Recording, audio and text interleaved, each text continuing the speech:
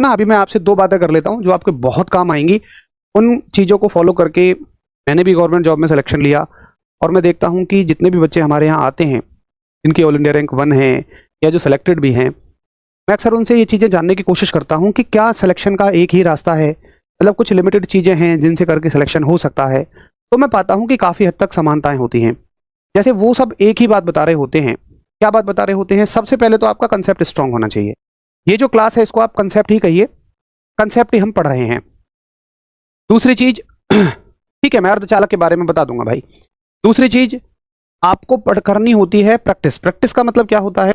देखो, आप कितनी भी थ्योरी पढ़ लो, लेकिन आप उससे बनने वाले सभी सवालों को उसी थ्योरी से कवर नहीं कर सकते हो।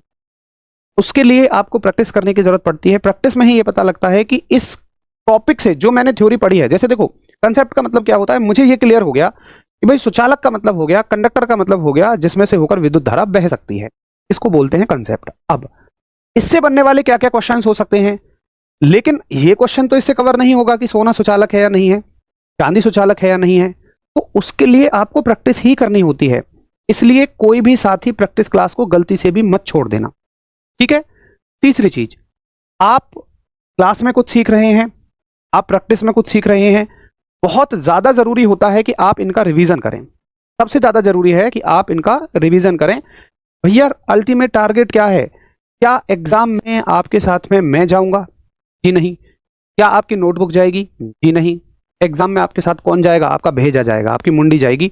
इसमें कितना डेटा स्टोर है यही तय करेगा कि आप एग्जाम क्रैक कर सकते हो या नहीं। क्या आपकी दिमागी क्षमताएं वाकई इतनी हैं कि मैंने एक बार पढ़ा दिया तो आपको ये जन्म जन्मांतर तक याद हो जाएंगी? क्या 17 नवंबर तक ये आपको याद हो जाएगा आज का पढ़ा हुआ? बिल्कुल भी नहीं है। क्या इसमें आपकी गलती है? नहीं। आपका दिमाग भूलने के लिए बना होता है। मैं बहुत गहरी बात बता रहा हूं, आपका दिमाग याद रखने के लिए नहीं डिजाइन किया नेचर ने। नेचर ने आपके दिमाग को भूलने के लिए बनाया है। क्यों बनाया है? आप दिन भर में बस में बैठे चले जा रहे हो, दुनिया भर की दुकानों के नाम पढ़ते चले जा रहे हो।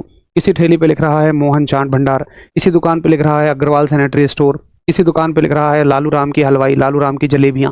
तो अगर इन चीजों को दिन भर में अपने दोस्तों से इधर उधर के ऑप्शन आप बातें करते हो खाम खाम वाली, अगर दिमाग इन चीजों को याद रखना शुरू कर दे तो भैया आप पगला जाओगे। जो चीजें आप याद रखते हो उनके ड्रीम्स आते हैं, सपने आते हैं, आपके थॉट्स में वो चीजें आती हैं। अगर इन चीजों के सपने आने लग गए, इन्हीं चीजों के विचार आने लग गए, तब तो आप पगला जाओगे।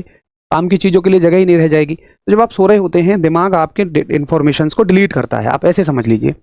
लेकिन उस दौरान वो ये देखता है कि यार कौन सी चीजें जरूरी हैं। अब जरूरी चीजों को चेक करने का पैरामीटर उसका क्या है? वो ये देखता है कि क्या इस आदमी ने इस इंफॉर्मेशन को दोहराया, क्या इसका कहीं कोई यूज किया। अब आपने कहीं किसी दुकान को पढ़ लिया अग्रवाल सैनिटरी स्टोर, तो उसको दोहरा थोड़े ना रहे हो आप, या उसको रिवाइज करते हैं कि भाई उसके लिए कहा, उसके लिए कहा, कुछ नहीं, वो उसको डिलीट कर देगा। साथ में इसको भी नहीं दोहराओगे, इसको भी डिलीट कर देगा। कम से कम एक बार दोहरा लोगे सोने से पहले, तो दिमाग सोते समय ये देखेगा यार इसने इसको 2 बार पढ़ा है, 2 बार दिमाग में ये चीज आई है, इसका मतलब इसके लिए जरूरी है, और वो उसको एक परमानेंट मेमोरी में डाल देता है। इस तरह से चीजें याद होती हैं। तो मैं देखता हूं 80% तैयारी करने वाले साथियों में रिवीजन की महान कमी पाई जाती है, जो कि बहुत गलत है। तो आप सभी को जब आप सोएं तो जो भी आप पढ़ रहे हैं ना, केवल फिजिक्स, हर एक विषय उसका रिवीजन जरूर करके सोना है, अगर आप सच में इन चीजों को याद रखना चाहते हैं। देखो भाई, मात्र 40 दिन हैं। ये 40 दिन कब निकल जाएंगे आपको पता नहीं लगेगा, क्योंकि दिन तब मुश्किल निकलते हैं जब एग्जाम की डेट ना हो। जब एग्जाम की डेट हो तो दिन 40 हो, 50 हो, 60 हो, हमेशा कम ही पड़ते हैं। आपको अपने टारगेट को सामने रखते हुए तैयारी करनी है, कोई बैकलॉग मत छोड़ना। दूसरी जरूरी चीज, कोई भी बैकलॉग आपको नहीं छोड़ना है, बिल्कुल कैसा भी। बैकलॉग का मतलब ऐसा नहीं है 4-6 क्लासों का लोड इकट्ठा कर लो, क्योंकि 40 दिन बाद, आज से 40 दिन कब हो जाएंगे भाई? आज है आपकी डेट 15 है ना, तो लगभग 15 तक ये 30 दिन हो जाएंगे, और लगभग 25 या मान लो 30 तारीख तक ये आपके 40 दिन लगभग हो जाएंगे। मतलब मैं 5 संडे भी काट के चल रहा हूँ, 5 संडे काट लो तो आप पकड़ो 5 नवंबर तक आपके 40 दिन हो जाएंगे करीब। फिर 17 तारीख से तो पेपर है भैया। 12 दिन क्या करेंगे? 12 दिन चलेंगी गागर में सागर मैराथन, और मैं कहता हूँ वो वरदान आपके लिए साबित होंगी।